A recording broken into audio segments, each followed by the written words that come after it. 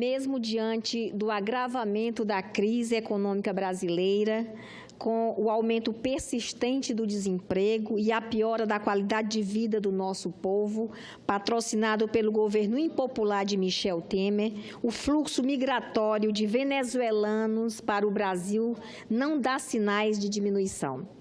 Sem dúvida alguma, o meu estado de Roraima é o mais afetado pelo problema, tendo em vista a fronteira entre Pacaraima e Santa Helena do Airém, na Venezuela. Para se ter uma ideia do aumento da entrada em Roraima de cidadãos provenientes do país vizinho, basta recorrer aos números da Polícia Federal.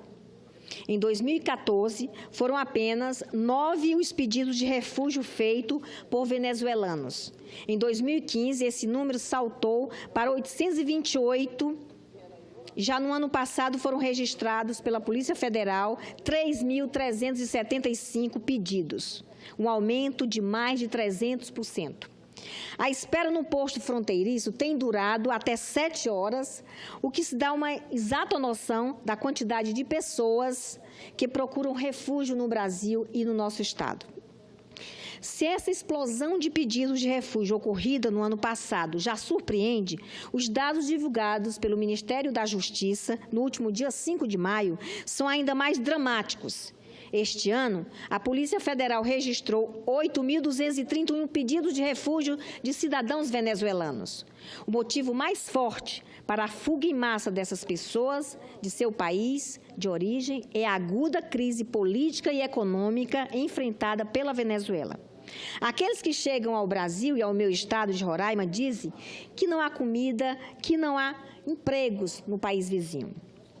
Se fogem para o Brasil, que enfrenta uma das piores crises econômicas de sua história, patrocinada por gente que governa para as elites e não para as pessoas, é porque a situação da Venezuela está bem pior do que aqui o Brasil.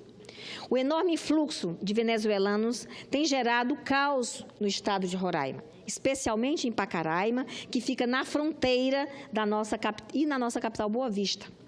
Nessas duas cidades, Pacaraima e Boa Vista, nossa capital, não há um cruzamento, um semáforo que não se vejam venezuelanos vendendo todo tipo de mercadoria ou mendigando. A pressão sobre o sistema de saúde pública é tamanha que a governadora Sueli Campos, no final do ano passado, decretou estado de emergência na saúde. Essa situação se persiste até hoje, até os dias de hoje. O exemplo mais ilustrativo da situação calamitosa na área da saúde é o Hospital Geral de Roraima, localizado em Boa Vista, que em 2014 a unidade atendeu 324 venezuelanos, em 2016 foram 1.240. Outro dado importante que ajuda a compreender a pressão exercida sobre o sistema de saúde de Roraima vem da Secretaria Estadual de Saúde. Dos 2.517 casos de malária registrados em 2016, nada menos que 1.947 se originaram da Venezuela. Um capítulo triste a ser registrado é o aumento vertiginoso da prostituição de jovens venezuelanos que, incapazes de garantir a própria sobrevivência e a de suas famílias, recorrem à venda de seus corpos em troca de dinheiro. A exploração sexual dessas mulheres, crianças e adolescentes é uma triste realidade em Roraima. Quadrilhas de exploradores e de traficantes de seres humanos vinham agindo livremente, sem o menor constrangimento. Mesmo a operação da Polícia Federal, que foi deflagrada quinta-feira da semana passada, deu pouco ou nenhum resultado. Já no sábado, os pontos de prostituição estavam novamente em funcionamento. A explicação é uma só. O foco da ação policial não se deu no combate à exploração sexual e ao tráfico de seres humanos. Limitou-se, pelo contrário, a retirar as mulheres exploradas das ruas. Combateu as vítimas e não os criminosos. Senhor presidente, diante de um drama social de proporções gigantescas, a ação do Estado se faz necessária e urgente.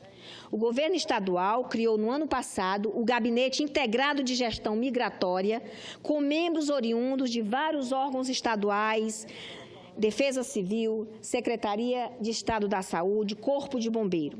O objetivo do gabinete é coordenar as ações do governo estadual nas questões sanitárias, indígenas, de saúde pública, segurança, educação e controle migratório, entre outros assuntos essenciais para enfrentar a crise. Entretanto, é preciso ressaltar que o Estado de Roraima não tem condições de arcar sozinho com este verdadeiro drama humanitário que é a migração venezuelana. O governo federal praticamente abandonou o Estado nessa ajuda financeira, técnica, administrativa para conduzir esse drama humanitário. A senadora Vanessa Graziotin já deve ter sentido no seu estado do Amazonas, na capital, Manaus, o fluxo intenso de indígenas venezuelanos em busca de alimento, em busca de sobrevivência. Eu não tenho dúvidas de que o governo do Estado tem feito a sua parte, mas é preciso cobrar com veemência a participação do governo federal na solução desta crise. No último mês de abril, o governo federal propôs uma reunião com o governo de Roraima, aqui em Brasília, a criação de um plano de ação integrado para enfrentar a situação. Sem embargo, até o presente momento, só foram vistas reuniões preparatórias e nada de ações concretas. Nada. Só reuniões, preparação, nada de ação concretas. Os imigrantes venezuelanos e o povo de Roraima necessitam de soluções e não de reuniões intermináveis nos gabinetes refrigerados de Brasília. É preciso agir e agir já. Ou se enfrenta essa crise migratória com medidas de largo espectro, ou a situação social no estado de Roraima se tornará insustentável. Só uma ação integrada de todas as esferas de governo será capaz de proporcionar aos venezuelanos condições mínimas de sobrevivência e o retorno da paz social que tanto anseia o povo de Roraima. Quero aqui reforçar que não foram poucas as vezes em que o governo do Estado pediu socorro, pediu ajuda do governo federal na tentativa de suprir principalmente a demanda de saúde pública. O ministro da Saúde esteve lá em Roraima, visitou o Hospital Délio Tupinambá, lá no município de Pacaraima, bem na fronteira do Brasil com a Venezuela. A Força-Tarefa do SUS esteve lá, mas, lamentavelmente, nada de concreto aconteceu. Os recursos prometidos para ajudar na demanda da saúde, tanto do Hospital Délio Tupinambá e Pacaraima, quanto do HGR em Boa Vista, até agora nada aconteceu. Então, a gente quer aqui cobrar, reforçar a necessidade do governo federal abrir os olhos, olhar e atender essa grande demanda do povo venezuelano, do povo de Roraima, nesse momento difícil de intensa migração do povo venezuelano para o nosso estado de Roraima. Quero também aqui ler no plenário do Senado Federal uma moção de repúdio encaminhada pela Câmara Municipal de Bonfim. Os vereadores do município de Bonfim, liderados pelo vereador do PDT, Chico do Cem, pelo vereador Jefferson, pelo vereador Maquiles, Antônio Ginelli, Zacarias Edvino, Domingos Costa, Givanildo, Cleudeni Evangelista. Esses vereadores da Câmara Municipal de Bonfim encaminharam moção de repúdio à proposta de emenda à Constituição, a PEC 287, que retira direito dos trabalhadores, em especial aqueles que recebem um salário mínimo, dos agricultores e da agricultura familiar, que são responsáveis pela produção de aproximadamente 70% dos alimentos que vão à mesa do povo brasileiro. Como representantes do município de Bonfim, manifestamos extrema preocupação com a chamada reforma da Previdência e reforma trabalhista.